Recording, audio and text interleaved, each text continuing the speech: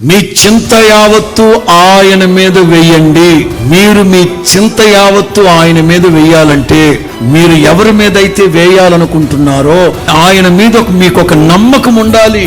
పౌలు అంటారు కదా, ఏ మనుష్యుడు నమ్మదగిన వాడు కాడు, యేసుక్రీస్తు ఒక్కడే నమ్మదగిన వాడు. మనం ఆరాధిస్తున్న యేసయ్య ఉన్నవాడు అనువాడు.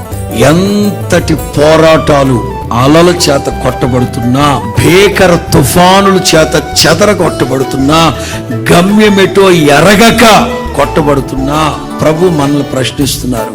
నాకు చింత లేదా, నాకు చింత లేదా అని అడగమాకండి, మీకు నమ్మకము. అందుకే మనం కూడా ఇంకా మన గుండెల్లో చింతిస్తూ, బాధపడుతూ, దిగులు పడుతూ ఉన్నామంటే యేసు క్రీస్తును గూర్చి ఇంకా మనకు నమ్మకం లేక. మన యేసయ్య ఎవరు? ఆపత్కాలమందు నమ్ముకొనదగిన సహాయం.